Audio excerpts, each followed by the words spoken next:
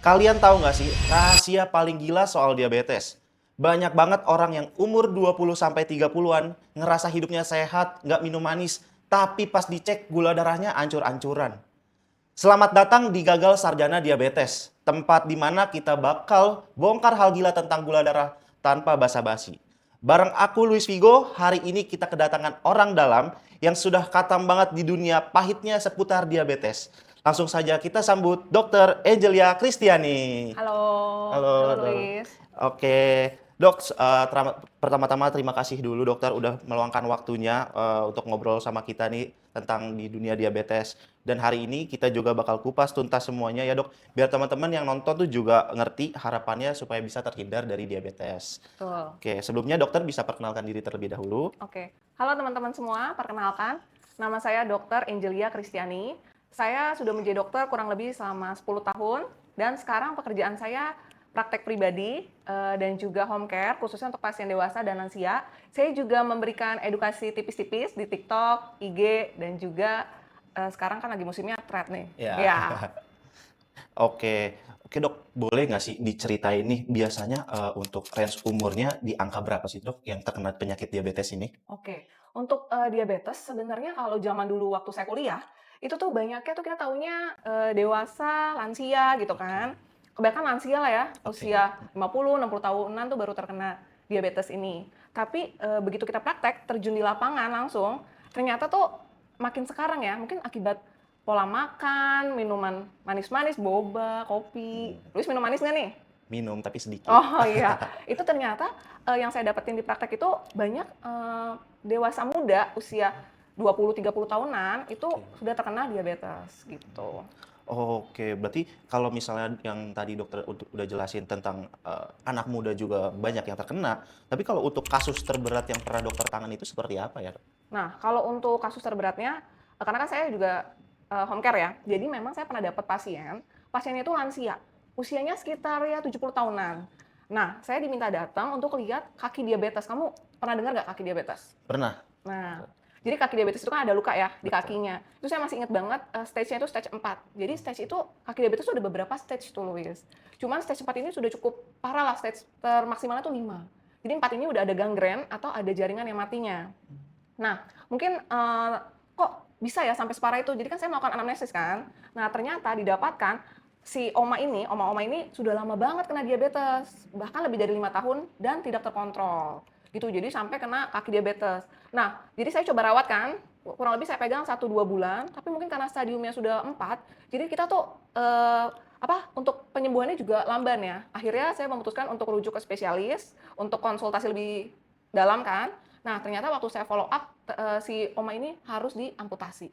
Itu Oh, saya jujur sedih banget, tapi ya gimana lagi ya, karena memang ketahuannya stage-nya udah terlalu tinggi lah iya. gitu. Oke, merinding banget ya dengar kasusnya ya. Iya, Apalagi kalau misalnya tadi gula darah tinggi, otomatis pembunuhnya juga itu sebenarnya masih dijual secara legal dan bebas di minimarket ya berarti ya. Misalnya kayak minuman-minuman manis atau makanan-makanan yang tinggi karbohidrat. Oke, berarti kalau dokter ke sini berarti kan dokter tadi udah janji kita mau bakal kupas tuntas seputar gula ya dokter ya. betul. Nah, kalau misalnya kita bandingin nih dok, gula sama narkoba lebih bahaya mana? Baik. Memang secara medis kita tidak bisa membandingkan gula dengan narkoba ya. Seperti opioid use disorder karena kan memang secara mekanisme juga berbeda. Tetapi Luis, yang menariknya ya, ternyata dari beberapa studi neurobiologis didapatkan gula ini ternyata juga memiliki efek kecanduan. Oke, Bisa bikin kita kecanduan juga walaupun memang efeknya lebih ringan. Nah, oke. Luis mau tahu nggak nih kenapa gula ini bisa bikin kecanduan? Apa tuh dok? Nah, jadi mungkin teman-teman di rumah juga biar tahu ya, sedikit patofisiologinya. Jadi gula, terutama gula-gula tambahan yang tadi udah disinggung ya, di makanan dan minuman olahan, misalkan minuman kemasan dan lain-lain, itu ternyata bisa memicu pelepasan dopamin di otak. Nah, dopamin kamu tahu nggak dopamin itu apa? Dopamin itu yang buat apa? Yang ada di otak Otak ya. kita kan, Nah, di mungkin otak kita. teman-teman di rumah juga ada yang belum gitu jelas banget ya. Oke. Jadi dopamin itu adalah suatu neurotransmitter yang ada di otak yang dia bisa menimbulkan rasa senang dan juga puas kepada Oke. tubuh kita nih. Jadi saat kita konsumsi gula dari makanan-makanan yang tadi udah disebutkan, Oh, apalagi kalau jangka waktunya panjang, frekuensinya terus-menerus, maka yang terjadi apa? Otak kita akan melepaskan si dopamin itu agar tubuh kita tuh merasa apa? Puas, senang setelah kita konsumsi itu. Nah, tapi ada bahayanya nih, Luis. Bahayanya, seiringnya berjalannya waktu, otak kita tuh sudah terbiasa dengan kadar dopamin yang tinggi. Oke. Nah, kalau kadar dopamin tinggi terus, otak kita udah terbiasa, maka tubuh kita harus memberikan kompensasi kan? Dengan cara gimana? Konsumsi gula yang lebih tinggi. Nah, konsumsi gula yang lebih tinggi ini yang kita sebut dengan kecanduan Kecanduan. gula. Seperti yang kita ketahui ya, kalau kecanduan gula itu bisa menyebabkan berbagai macam penyakit. Seperti yang dari tadi kita bahas, diabetes Ya. mellitus, Oke. obesitas, lalu juga jangan lupa nih, penyakit jantung. Nah, jadi kembali lagi kalau ditanya, kecanduan narkoba bahaya, udah pasti bahaya. Tapi kita mungkin di sini banyak yang belum tahu, kecanduan gula ternyata bahaya juga, sangat-sangat bahaya. Oke, berarti bukan hanya minuman manis, tapi juga sebenarnya ada hal-hal lain yang bisa tidak hanya diabetes, bisa juga ke area tadi gagal ginjal, terus Betul, jantung juga ya dok ya berarti betul. ya. Itu namanya komplikasi. Mm-mm. Komplikasi. Oke dok. Nah kalau misalnya banyak juga kan mungkin orang-orang yang tahu diabetes hanya minuman manis, minuman manis. Tapi Betul. sebenarnya kalau misalnya kayak kita makan makanan yang seperti nasi Padang atau mie instan itu kan enak ya dok ya. Tinggi Apalagi kalau tambah nasi. karbo, betul. Itu kan tinggi karbo. Itu Betul. sebenarnya ada efek sampingnya nggak sih untuk ke pankreas kita? Oke, jadi pertanyaannya bagus banget ya, karena memang nggak bisa kita bohong ya. Di luar sana banyak yang makan nasi sama mie instan. Iya. Ya, itu juga aku dulu pernah sampai bikin TikTok, edukasi TikToknya dan itu ramai banget tentang nasi sama mie instan ini. Nah, lalu yang perlu kita ketahui adalah nasi dengan mie instan itu berarti namanya double karbo kan, kedua-duanya karbo. Lalu nasi Padang. Nasi Padang itu kan ada karbohidratnya, lalu ada lemaknya dari santannya, dari tunjangnya, dari kikilnya gitu ya. Nah, jadi gabungan si karbohidrat ini, sebelumnya kita harus tahu dulu nih, nasi putih, mie instan, itu termasuk dalam karbohidrat simple atau Oke. sederhana. Nah, mungkin teman-teman di luar sana baik yang masih belum paham apa itu karbohidrat sederhana. Karbohidrat sederhana itu adalah karbohidrat yang terdiri dari senyawa molekul gulanya itu tunggal, mungkin pernah dengar monosakarida, Iya. atau yang ganda yang kita sebut dengan disakarida. Nah, kenapa? Jadi karbohidrat sederhana itu biasanya ditemukan di coklat, permen, jus buah, makan makanan yang manis, kue-kue gitu ya. Nah, karbohidrat sederhana ini jika kita konsumsi, maka bisa meningkatkan lonjakan gula darah.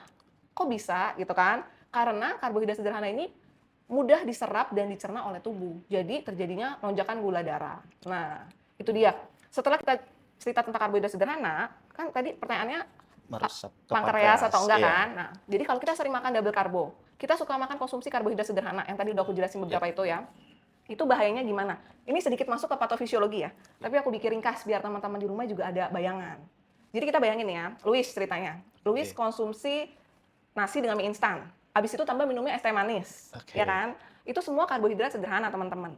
Jadi begitu masuk ke dalam tubuh, itu sangat gampang dicerna dan diserap oleh tubuh kita. Nah, setelah dicerna dan diserap oleh tubuh kita, apa yang terjadi?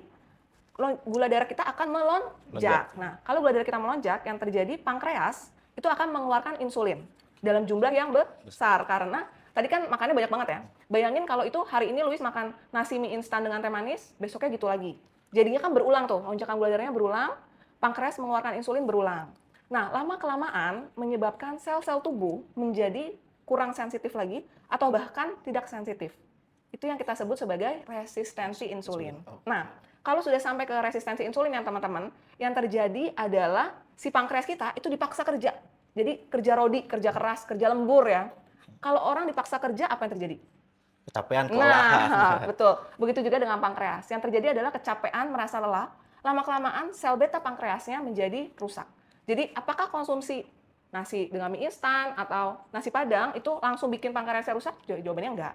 Tapi kalau dilakukan terus-menerus, frekuensinya sering, jangka panjang, lama-kelamaan bisa menyebabkan itu. Oh, oke, berarti makanan-makanan yang tinggi karbohidrat itu memang untuk jangka panjangnya tidak terlalu bagus untuk pankreas juga ya. Betul. Oke, baik. Nah, Dok, kalau anak-anak zaman sekarang nih, anak-anak muda, kan termasuk aku juga sih, sering nih kita ngopi atau enggak beli minuman. Pesennya yang less sugar. Itu sebenarnya masuk kategori juga berbahaya untuk jangka panjang kah? Atau sebenarnya masih tergolong aman? Oke, less sugar. Less sugar. Oke, less sugar ini relatif banget sih. Kenapa aku bilang relatif? Karena sampai sekarang aku belum menemukan ya, nggak tahu ya kalau sudah menemukan atau teman-teman di luar sana menemukan kedai kopi yang bilang less sugar kan bisa 25%, bener nggak? Ya. 50%, tapi disertai dengan jumlah total gram gulanya. Udah ketemu belum, Lois? Belum ada sih. Belum yang- ada ya. Jadi kadang kita tahu itu memang gulanya lebih rendah dibandingkan 100%, tapi kita nggak tahu patokan jumlahnya itu berapa gramnya. Nah, jadi kalau menurut aku less sugar itu sangat-sangat relatif Karena kita nggak tahu yang pertama jumlahnya. Jadi yang lebih penting bukan less sugar-nya, tetapi yang lebih penting berapa asupan harian gula Gula. di dalam tubuh kita, itu yang pertama. Yang kedua, frekuensi konsumsinya. Dan yang ketiga, penggunaannya jangka panjang atau enggak. Nah, ini yang lebih penting.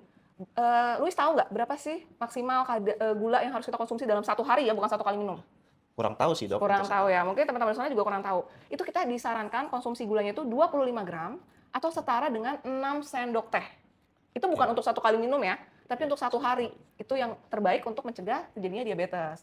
Nah, jadi kembali lagi, bukan less sugar-nya yang kita bahas, tetapi adalah jumlah konsumsinya, jumlah asupan gulanya. Nah, tapi ada yang menarik nih Luis. Kemarin malam banget nih, aku lagi scroll-scroll IG kan, atau TikTok aku lupa gitu ya. Aku lihat sosial medianya Pak Menkes nih.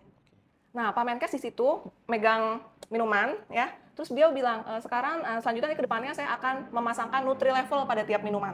Jadi ada A, ada B, ada C, dan ada D. Aku baca-baca dong. Kalau yang A tuh katanya kurang dari 0,5 gram gulanya. Kalau yang B sekitar 0,5 sampai 6 gram.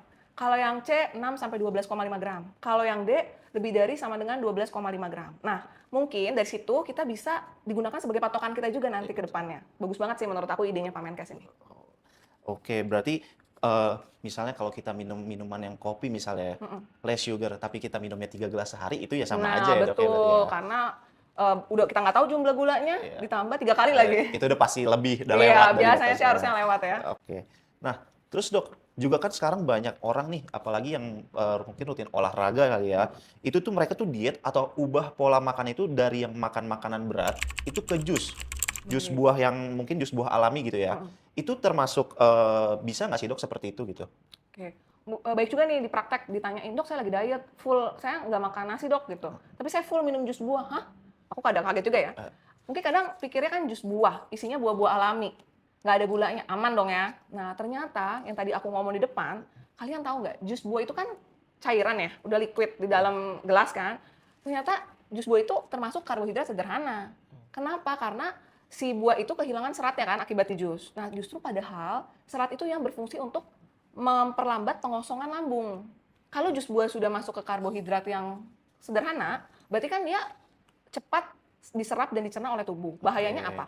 Lonjakan gula darahnya ikut Tinggi. tinggi. Nah, jadi itu kita bisa bilang jus buah itu ya tidak begitu sehat untuk diet gitu ya. Lebih baik kalian konsumsi buah utuh aja. Karena dengan konsumsi buah utuh yang pertama masih ada seratnya. Itu pasti memperlambat pengosongan lambung dan penyerapan glukosa. Yang kedua, kamu bayangin ya, Luis, kalau kita minum jus, itu kan 2-3 macam dalam satu juicer kita jus, lalu kita minum. Tapi kalau kamu makan satu macam aja buah itu, mungkin udah lebih kenyang ya, karena ada seratnya. Oh, oke. Berarti yang di-mention di sini adalah kalau misalnya sudah menjadi jus, itu berarti sudah termasuk dengan karbohidrat Sederhana, sederhana ya. betul. Berarti lebih better kita untuk makan makanan buah yang memang masih buah utuh. Betul, itu masuknya karbohidrat kompleks. Oh, oke. Oke. Dok, nih aku sih sering lihat, nggak tahu dokter nih harusnya juga pasti sering lihat ya. Mm-mm. Orang-orang yang kurus tapi perutnya buncit. Baik. Biasa kalau disebut tuh skinny fat ya. Nah, kalau mereka itu biasa rata-rata ngerasa dirinya tuh aman dari diabetes karena mereka merasa kurus. Tapi kalau tanggapan dokter sendiri gimana sih? Oke, skinny fat ini juga lumayan nih ya, lagi banyak yang bahas juga nih. Nah, jadi skinny fat itu sendiri, kita ngeliat orang nih, kurus kelihatannya, tetapi ternyata berat badannya bisa aja normal, tetapi komponen lemak di dalam tubuhnya itu tinggi, dan massa ototnya justru kurang. Nah, biasanya ditandai dengan apa? Perawakannya kalau kita lihat kurus, tapi perutnya itu buncit.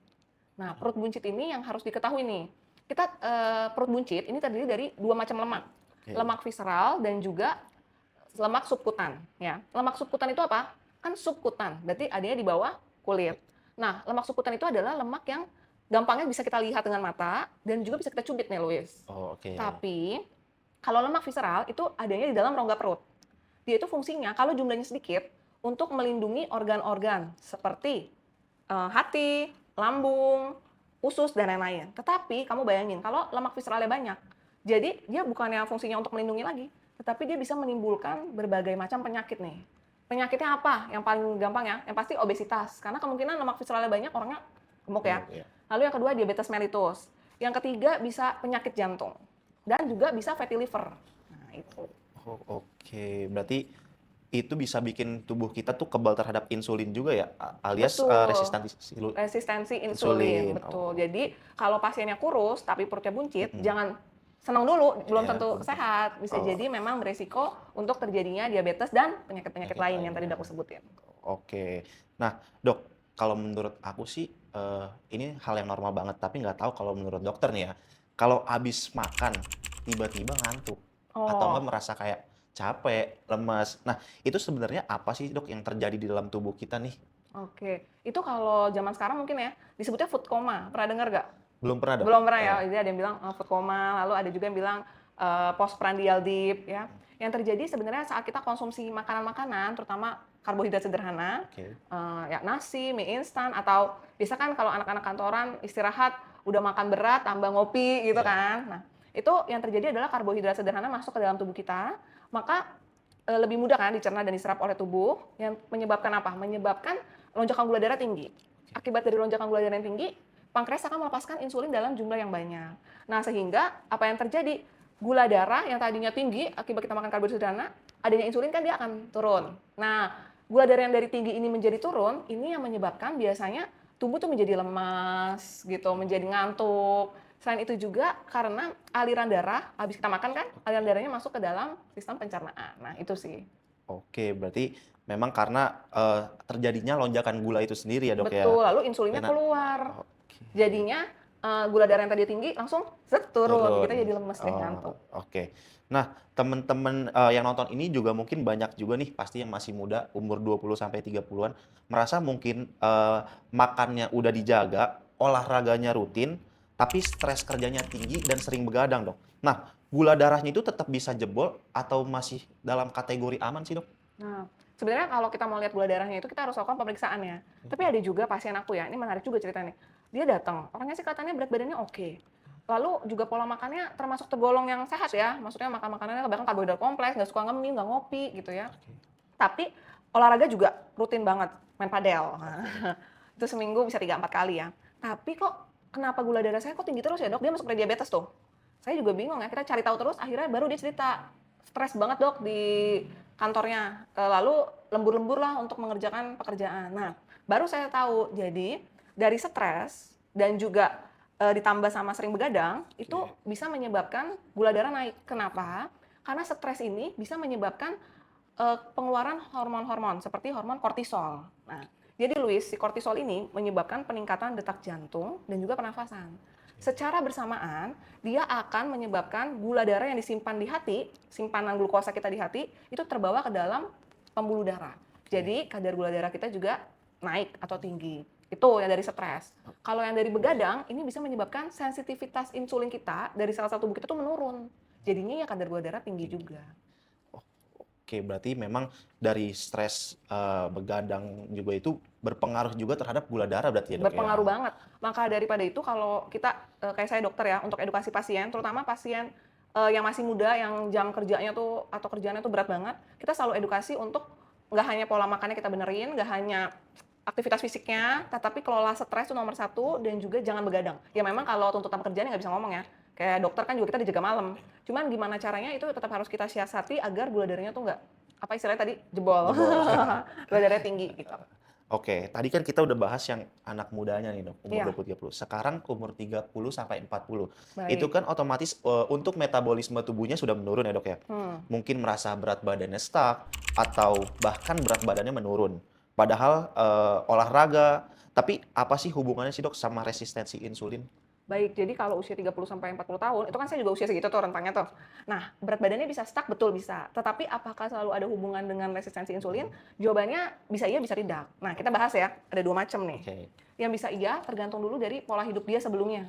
Misalkan sebelumnya memang sudah suka konsumsi makanan yang manis-manis, tidak olahraga, lalu juga stres berlebihan, suka begadang, itu kan lama-kelamaan seperti yang tadi saya sudah jelaskan di awal, patofisiologinya kan lama-kelamaan dia akan membuat resistensi Ya. insulin. Akibat sel-sel tubuhnya menjadi tidak sensitif lagi kan. Nah, itu yang pertama, bisa iya jawabannya dari situ. Oke. Tapi bisa tidak juga, karena kenapa kalau memang, "Enggak kok dok, saya dari dulu pola makannya baik.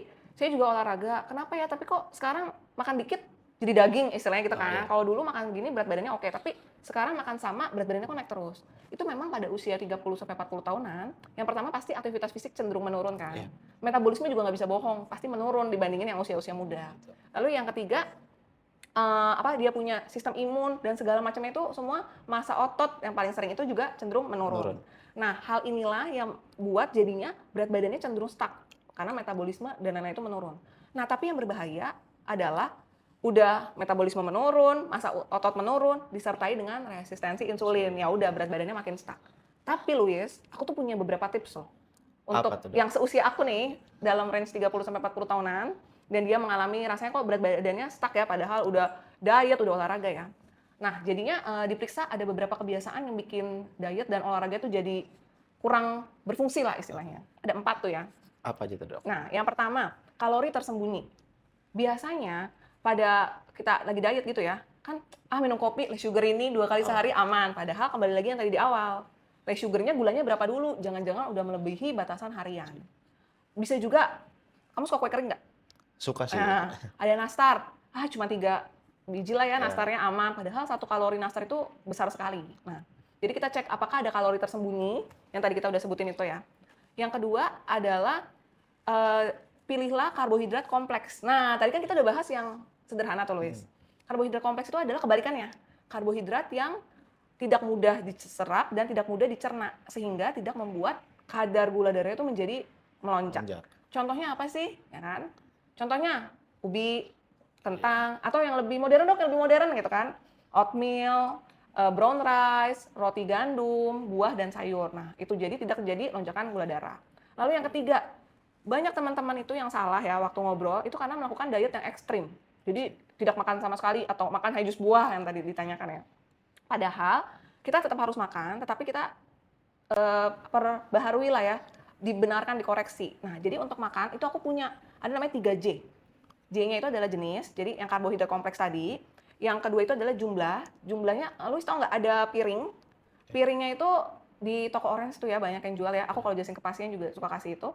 Piring atasnya itu dibagi 2. Kanannya untuk bisa protein, kirinya karbohidrat, bawahnya sayur. Oh. Jadi aku biasanya kasih tahu teman-teman atau pasien untuk pakai itu juga oke. Lalu jadwalnya jangan terlalu sering makan, cukup 3 kali sehari, disertai juga dengan pastinya aktivitas fisik.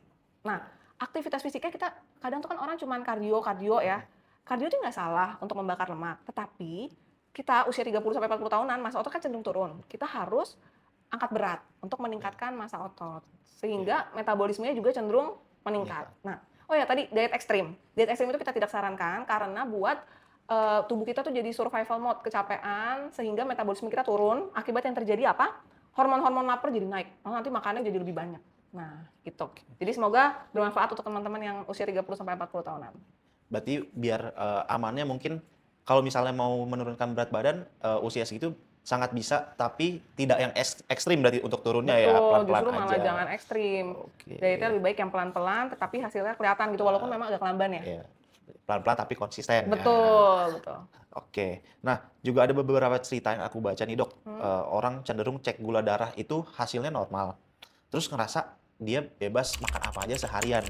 Padahal kan ada juga yang namanya gula darah sewaktu dan sesudah ya. Betul. Nah, seberapa bahaya sih miskonsepsi ini menurut dokter? Tadi kan lu tanya gula darahnya normal, mungkin gula darah puasa kali ya, yang ditanyakan tuh, gula darah puasanya normal, tetapi gula darah sewaktu atau gula darah postprandial abis makan tuh meningkat.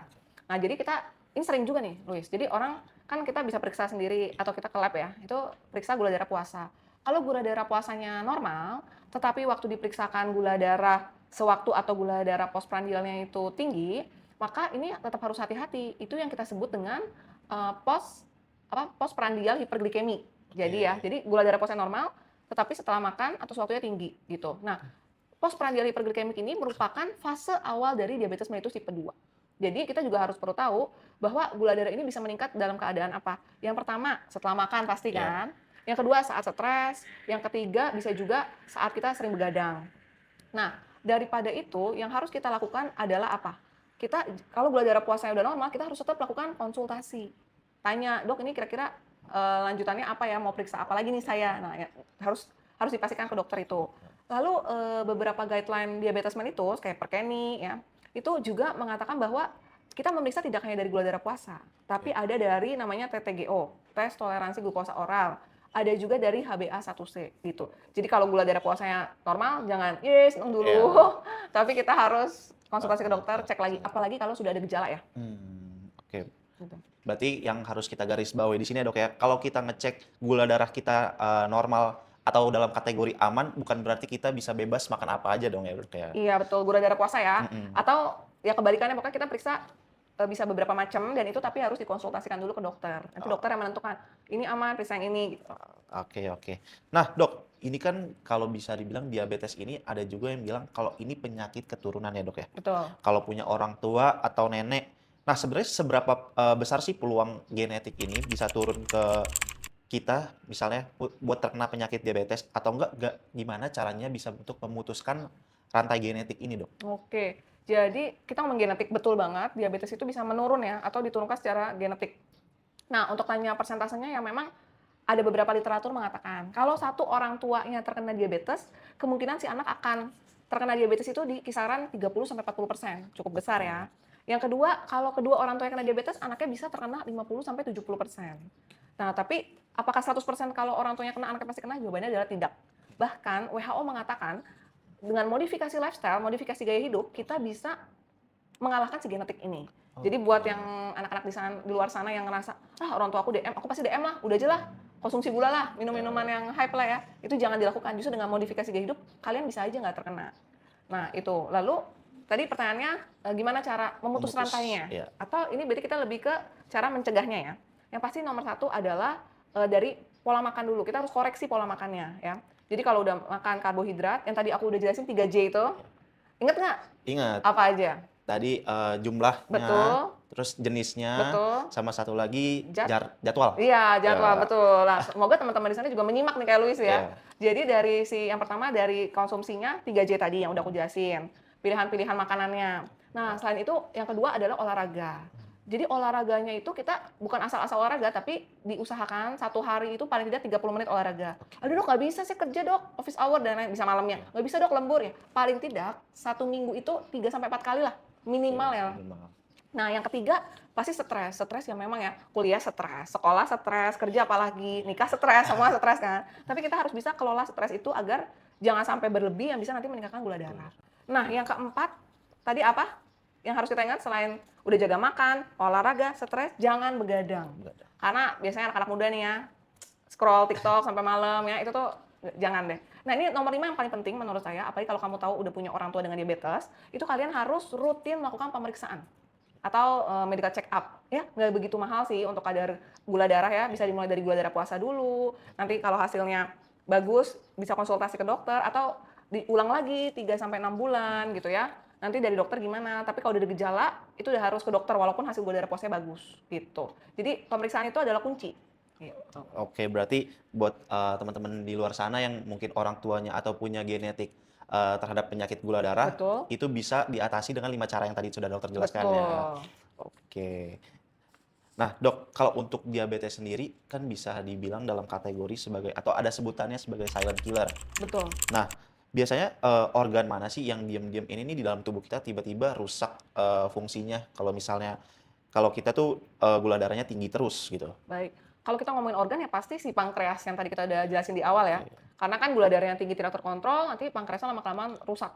Yang tadi kita udah jelasin tuh ya. Kalau teman-teman lupa, dimundurin. Nah, lalu tetapi kita harus tahu bahwa kadar gula darah yang tinggi terus itu nanti akan bisa menyebabkan komplikasi. Nah, yang tadi salah satu aku sebutin kaki diabetes itu loh, Luis, itu merupakan salah satu komplikasinya. Nah, mungkin teman-teman kalau baik yang belum tahu ya, jadi si diabetes ini akan menyebabkan komplikasi, sebenarnya kita bagi jadi 2 golongan besar. Pembuluh darah kecil dan pembuluh darah besar. Jadi kalau biasanya yang sering terkena tuh pembuluh darah yang kecil dulu nih, Luis. Nah, pembuluh darah yang kecil itu bisa mengenai satu mata. Kita sebut dengan retinopati diabetik. Itu bisa sampai buta loh pasiennya, ya.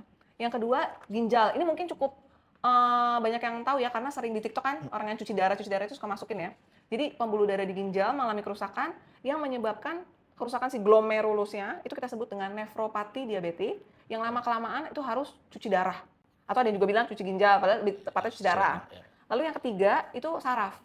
Nah, pernah dengar nggak pasien diabetes, ada juga kalau nggak salah tuh di TikTok ya, waktu aku scroll-scroll, nginjek paku, tapi dia tuh nggak merasakan sakit. itu karena pasien tersebut sudah mengalami neuropati diabetik. Jadi kakinya itu tidak berasa kena sensasi dingin, sensasi panas, sensasi tajam, itu dia nggak berasa. Nah, itu yang berbahaya tuh justru ya. Jadinya itu yang nanti lama-kelamaan bisa sampai infeksi.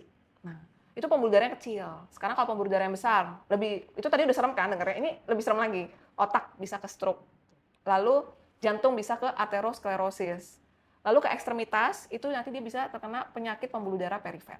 Gitu. Jadi bayangin, cuma dari gula darah yang kita anggap hal kecil, komplikasinya kemana-mana. Oke, berarti benar-benar banyak banget juga penyakit-penyakit yang bisa kena dalam tubuh kita cuma gara-gara gula darah ya, Dok Betul, ya? betul banget. Oke, Gula darah yang tinggi. gula darah tinggi. Mm-mm. Oke. Nah, tapi kalau dari pasien dokter sendiri nih, yang pernah dokter tanganin, yang berakhir misalnya harus diamputasi atau harus cuci darah karena gagal ginjal. Nah, apa sih sebenarnya penyesalan-penyesalan mereka yang udah pernah mereka lakuin yang bisa menyebabkan mereka tuh sampai kayak gitu gitu? Nah, biasanya kalau pasien-pasien lansia ya, nggak pasien lansia aja sih, pasien-pasien muda juga, itu biasanya karena menganggap si gula darah ini, gula darah yang tinggi ya, karena gula darah kan ada dalam tubuh kita nih. Gula darah yang tinggi atau diabetes ini, penyakit sepele lah, penyakit kecil lah yang nggak akan bikin dampak apa-apa lo ke tubuh gitu. Jadi mereka biasanya tidak mau mengubah kebiasaan-kebiasaan. Nah, kebiasaan-kebiasaan di sinilah yang kita harus pahami ya. Jadi yang pertama yang dari pola makan, misalkan konsumsi less sugar, kopi, tapi frekuensinya satu hari itu bisa 3 kali. Bahkan ada pasien aku yang benar-benar satu hari tuh dia minum tuh kopi 3 kali loh. Terus di weekend aku tanya, kan kamu udah nggak kerja, terus kamu masih konsumsi kopi nggak 3 kali? Enggak sih dok, tapi kalau weekend kan saya ganti jadi teh gitu kan, tapi tehnya manis tetap aja. Jadi memang itu udah benar-benar kayak habit ya kalau menurut saya tuh. Nah jadi dari konsumsi biasanya dia konsumsi makanan-makanan yang tinggi gula. Lalu ada juga yang karena kurangnya olahraga, karena merasa nggak penting gitu kan, stres pastinya, begadang. Ya, tapi yang paling saya sering lihat penyesalannya adalah udah tahu terkena diabetes, tetapi tidak mau diobati. Atau ada yang prediabetes, tetapi tidak mau modifikasi gaya hidup, tidak mau melakukan pencegahan, sehingga terjadi diabetes. Dan kalau diabetes, ini kan termasuk silent killer ya, Ya. dan silent disease ya. Jadinya pada saat dia awal-awal terkena, kita tuh nggak ngerasain apa-apa tuh bahayanya, Luis. Jadi gula darah kita udah mulai tidak terkontrol, tetapi kita tuh nggak ngerasain apa-apa. Nah itu yang justru berbahaya banget. Nah, baru nanti jika terjadi resistensi insulin dan lain-lain, baru tubuh kita menunjukkan gejala. Jadi bisa aja prosesnya tuh udah terjadi bertahun-tahun sebelumnya, tetapi gejalanya tuh baru ketahuan pas udah telat ibaratnya lah ya, udah kadarnya gula darahnya udah berantakan semua udah tinggi gitu. Oke. Berarti walaupun gaya hidup itu berpengaruh juga berarti ya dok ya? Bukan berpengaruh juga, berpengaruh banget. Berpengaruh banget ya juga kalau misalnya kalian-kalian yang merasa aman-aman aja tapi seenggaknya tetap harus coba-coba untuk medical check up berarti ya Betul dok ya? banget. Apalagi udah tahu punya genetik atau apalagi nih kalian mungkin lagi nonton, ih saya banget nih, suka banget minum manis-manis. Apalagi kan sekarang coklat-coklat kekinian itu, wah pas dilihat, aku aja belum pernah nyobain karena kadar gulanya tinggi banget kan. Itu kayak gitu-gitu tuh, itu harus hati-hati. Saya suka konsumsi itu, lalu saya ada turunan juga dari orang tua, sebaiknya sesekali lah lakukan medical check up. Tapi kalau udah masuk prediabetes atau ada turunan, rutinin aja 6 bulan sampai 1 tahun sekali. Oke. Nah dok, kalau aku sendiri sih 100% nggak bisa lepas dari karbo ya, Hmm. atau gula. Maksudnya pasti ada sesekali makan makanan yang berkarbohidrat tinggi atau enggak kayak tadi minum kopi less sugar. Iya. Nah, dokter sendiri ini punya hacks gak sih supaya bisa menekan gula darahnya itu nggak melonjak tinggi nih dok? Ya, sebenarnya ada satu hack sih yang khas banget, biasanya aku lakuin ke diri aku sendiri juga nih. Oke. Jadi kalau kita mau konsumsi, sebelum kita konsumsi karbohidrat, entah nasi, kayak gitu-gitu ya, biasanya aku diawali konsumsinya itu lebih prefer aku konsumsi serat dulu. Misalkan sayur-sayur, jadi kita makan sayur dulu di awal, biasanya kan orang nasi sama sayur, ini aku biasa makan dulu sayur, atau ada protein misalkan telur, Oke. itu aku makan dulu, baru setelah itu aku konsumsi si karbohidrat itu. Dengan harapan, seperti yang kita udah pelajarin, serat, itu protein, itu kan memperlambat pengosongan lambung. Jadi penyerapan glukosa kan juga dilambatin. Dengan harapan proses penyerapan dan pencernaan itu lamban, baru habis itu kita masukin si karbohidrat. Jadi tidak terjadi lonjakan gula darah. Tapi aku udah hack satu lagi sih, agar gula darah nggak melonjak. Jadi misalkan udah terlanjur makan ya, misalkan lagi di rumah gitu, habis makan ya kita istirahat 10-15 menit, lalu kita bisa beraktivitas ringan, jalan aja muter gitu loh, untuk membantu menurunkan si lonjakan gula darah itu, agar si gula darahnya dipecah menjadi energi. Gitu. Oke. Semoga bermanfaat ya. Biar nggak mendem di situ aja ya dok ya, Betul. harus kita bawa gerak juga ya dok Betul. ya. Bisa dipakai lah, jadi si gula Iya. darahnya itu jadi energi. Nah dok, kalau untuk orang anak-anak usia 20 sampai 30 tahun yang masih ngerasa dirinya sehat, masih muda. Nah, dokter ini ada pesan-pesan nggak sih buat mereka? Entah itu untuk menjaga pola hidup atau gaya hidup? Oke, buat teman-teman di luar sana yang usianya 20 sampai 30 tahunan, yang pastinya dari tadi kan kita bahas tuh, yang pertama jangan lupa medical check up dan lain-lain. Tapi, aduh dok pusing nih, intinya deh dok gitu ya. Kan kalau yang Gen Z kita kan demennya yang inti-intinya ya. Intinya. Nah, ini aku ada apa sih istilah bijak ya. B-nya ini adalah beraktivitas dan berolahraga minimal 30 menit dalam satu hari. Seminggu ya minimal-minimal 3 sampai 4 kali lah ya. I-nya ini adalah ingat harus konsumsi sayur dan buah. Buah. Nah, yang J-nya adalah jangan merokok, jangan minum alkohol, jangan begadang. Kenapa dok merokok sama alkohol? Itu bisa meningkatkan faktor resiko diabetes beserta komplikasinya juga. Memang kita udah tahu itu nggak bagus lah ya. Iya. Lalu A-nya, ayo periksa darah. Ayo periksa darah karena ya memang kembali lagi diabetes itu adalah silent disease. Jadinya kita harus ngecek karena tanpa ngecek kita bisa aja nih kita kayak gini, amit-amit ya. Terus kita kadar gula darahnya tinggi. Nah, kayak gitu. Jadi memang harus melakukan pemeriksaan yang rutin. Lalu yang Kak, kelola stres. Dok, itu kelola stres sih gampang banget diomongin, tapi susah dilakuin. Ya memang, aku juga pun masih berproses untuk mengelola stres itu. Tapi kalau kita sama sekali nggak mengelola stres, itu yang lebih bahaya. Karena ingat, ada si hormon kortisol. Oke, berarti dengan tips-tips yang tadi dokter udah kasih, itu semoga bisa bermanfaat juga buat teman-teman semua yang nonton di luar sana ya dok ya, Betul. apalagi yang masih muda. Nah dok, ini kan aku juga ada dengar-dengar di berita nih dok ya, anak-anak muda itu udah, anak kecil bahkan, itu tuh udah bisa kena diabetes. Jadi kayak dari kecil itu juga udah cuci darah. Nah itu Hmm. sebenarnya penyebabnya apa sih dok? Nah, jadi tadi kita belum sempat menyinggung ya, diabetes itu ada dua macam sebenarnya. Ada tipe 1 dan tipe 2. Nah, bedanya kalau yang tipe 1 itu dia tuh onsetnya munculnya mendadak dan progresivitasnya penyakitnya itu cepat banget. Nah, penyebabnya dia adalah autoimun. Jadi autoimun dari yang memang dari tubuh kita sendiri ya. Beda sama diabetes tipe 2. Kalau diabetes tipe 2 itu dari pola makan kita, dari genetik, dan dia prosesnya perlahan gitu ya. Nah, untuk diabetes tipe 1, jadi dari si autoimun ini dia merusak sel pankreas sehingga menyebabkan tidak bisa menghasilkan insulin sama sekali akibat pankreasnya rusak atau bisa menghasilkan tapi dalam jumlah yang kecil. Nah, biasanya diabetes mellitus tipe 1 ini mengenai lebih ke anak-anak, balita atau remaja. Nah, jadi kalau yang kamu lihat itu kemungkinan eh, pasien-pasien anak tersebut mengalami diabetes mellitus tipe 1 yang progresivitasnya cepat, lalu mungkin ketahuannya agak sedikit telat, Lambat sudah komplikasi ke sampai cuci darah darah. gitu. Oh, oke, oke. Berarti juga bisa juga karena keturunan nggak sih dok? Kalau yang untuk anak kecil itu Bisa, diabetes mellitus tipe 1 juga bisa karena karena keturunan. keturunan. Tipe 2 juga sama. Juga sama. Oke. Nah dok, ini kan juga banyak misalnya kayak udah capek kerja seharian atau beraktivitas seharian, pulang sampai rumah itu makan ya dok ya. Nah, makan malam ini tuh bisa menyebabkan diabetes nggak sih dok? Betul, memang tidak secara langsung menyebabkan diabetes, tapi bisa meningkatkan resiko. Kenapa? Karena gini, waktu kita makan malam ya, terutama mendekati jam tidur kita, metabolisme kan turun. Karena kenapa? Karena kita tidak melakukan aktivitas fisik apa-apa lagi kan, Betul. udah mau tidur. Nah, sehingga menyebabkan apa? Gula yang tadi kita makan, istilah kamu apa? Mengendap ya. Iya. Jadi gula yang kita makan itu dia mengendap di pembuluh darah, di mana kebesokannya itu bisa menyebabkan gula darah di pagi hari itu menjadi melonjak. Jika hal tersebut berulang kali terus-menerus, maka yang terjadi apa? Ya bisa sel-sel tubuh kita sensitivitas terhadap insulinnya juga ikut menurun gitu. Oke. Jadi kalau sesekali ya mungkin nggak apa-apa. Tapi kalau terus-menerus saran saya jangan. Jangan. Lalu ada tips-tips juga sedikit. Kalau misalkan mau makan malam ya, ya ini kalau lapar banget gitu ya, itu kalau bisa yang pertama jeda sebelum tidur itu 2 sampai 3 jam sebelum tidur. Yang kedua, pilihnya karbohidrat kompleks lagi kembali. Jangan Oke. udah mau tidur makannya pakai telur, pakai nasi. Oh, ups, mie instan. Mie instan. Ya. Oke. Oke. Nah, Dok, ini sih sebenarnya aku juga sering nih ngelakuin ini nih. Aku tuh orang yang prefer makan tuh makan makanan berat dibanding nyemil. Nah, kalau makanan berat itu kan memicu terjadinya resistensi insulin. Nah, itu pada akhirnya bisa menyebabkan diabetes nggak sih, Dok? Iya, bisa banget. Kembali lagi ke patofisiologi yang tadi udah kita bahas ya. Oke. Jadinya makan-makan berat, sekalipun makan nyemil tapi kandungan gulanya tinggi, itu akan gampang banget diserap dan dicerna oleh tubuh kita. Nah, kalau itu berulang kali kita lakukan, jadi lonjakan gula darah berulang tinggi, lonjakan gula darah tinggi, maka pankreas kita akan menghasilkan insulin secara terus-menerus dalam Oke. jumlah yang banyak. Lama-kelamaan apa? Sel-sel tubuh kita ini juga merasa capek, lelah ya. Jadi dia tuh tidak sensitif lagi terhadap insulin. Yang menyebabkan itulah yang kita sebut dengan resistensi insulin. Nah, si resistensi insulin ini menyebabkan si pankreas menjadi kerja rodi, kerja lembur yang mengakibatkan kelelahan. Nah, kalau udah lelah, si sel beta pankreasnya menjadi rusak. Inilah yang kita sebut dengan diabetes mellitus. Gitu. Oh, oke.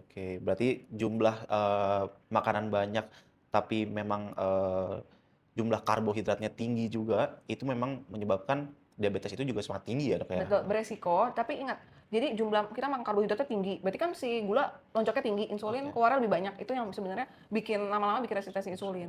Tapi Oke. kalau dilakukannya apalagi terus-menerus, frekuensinya berulang, jadi intinya adalah diabetes ini penyakit yang tipe 2 ya, yang kita omongin, itu penyakit yang progresivisitasnya itu lamban sebenarnya, jadi nggak langsung kita makan hari ini, besok kita diabetes itu enggak. Tapi kita makan banyak karbo, minum konsumsi gula dalam jumlah yang besar, jangka waktu yang panjang, itu yang Oke. lama-kelamaan akumulatif lah ya, Oh iya, terus-menerus kita lakukan, lama-kelamaan itu yang bikin resistensi insulin dan menyebabkan diabetes diabetes. mellitus.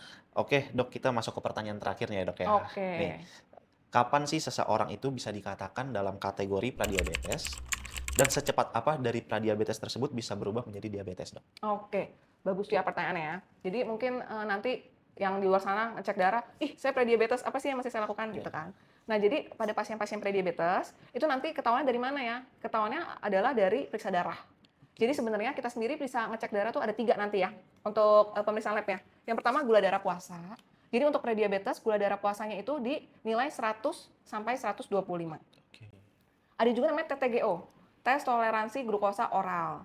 Nah, ini aku jelasin sedikit kali ya. Boleh. Tes toleransi glukosa oral itu jadi pasiennya itu nanti dia akan puasa dulu, bisa 8 sampai 12 jam, kemudian diperiksa gula darah puasanya, lalu setelah itu diminta minum cairan isinya 75 gram glukosa, itu manis banget karena aku pernah ngelakuin itu TTGO itu. Oke.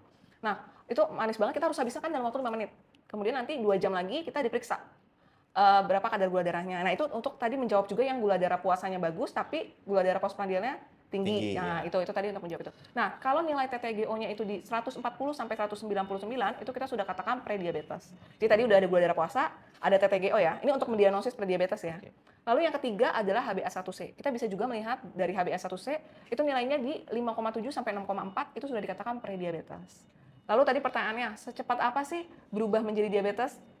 Nah, aku sendiri pernah merawat pasien dengan prediabetes itu ada beberapa. Aku masih ingat banget ya, usia-usianya 30 tahunan loh, masih agak muda.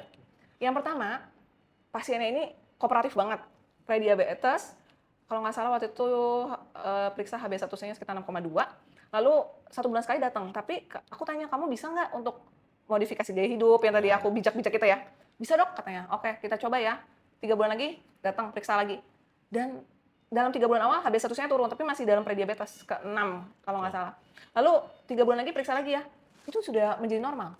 Jadi memang sesuai guideline juga, kalau masih prediabetes dan pasiennya masih muda, lebih cenderung kita nggak kasih obat dulu, tapi modifikasi gaya hidup. Dan itu berhasil, aku lakuin sendiri. Tapi ada juga pasien aku yang udah prediabetes, mohon maaf berat badannya juga berlebih.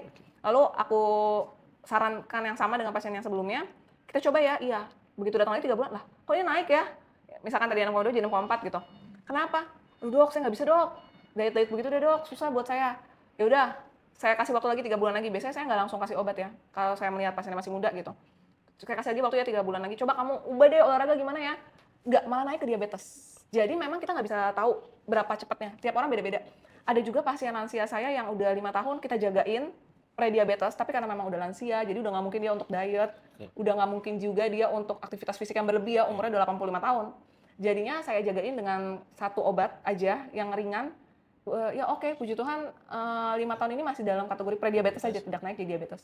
Jadi cepatnya itu kita nggak bisa ngomong, tapi tergantung dari masing-masing pasiennya. Dia mau lakukan modifikasi gaya hidup atau enggak. Karena terapi antara pasien 1 dan pasien 2 tuh bisa aja berbeda. Gitu. Oh, oke. Berarti untuk kategori diabetes atau pradiabetes tersebut itu, kalau di pradiabetes balik lagi tergantung gimana kita cara mengontrol diri kita Betul. untuk dari pola gaya hidup ya kan. Betul. Dan juga tadi yang dokter sudah singgung, apakah kooperatif terhadap dari dokter Betul, menyarankan seperti saran-saran, apa ya betul. kan. Karena sama aja kalau misalnya walaupun masih muda tapi kategori pradiabetes tapi dia tidak menjaga pola hidupnya ya dalam waktu cepat bisa berubah ke Betul, bisa banget. diabetes. Apalagi kalau udah tahu prediabetes, nggak mau olahraga, tetap ngopi sehari 3 kali kayak gitu-gitu, itu bisa cepet banget sih.